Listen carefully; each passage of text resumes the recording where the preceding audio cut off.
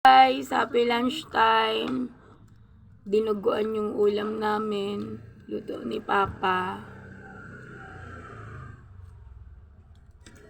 Umiyak ako kanina. Naalala ko si Kaika, yung bunso ko. Kasi favorite niya yung dinuguan, lalo na luto ni lolo niya. Yan guys. Miss na miss ko na si Kaikai.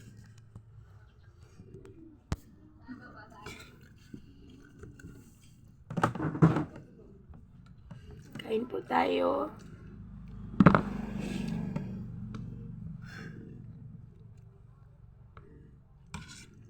Dinuguan po siya. Yan po.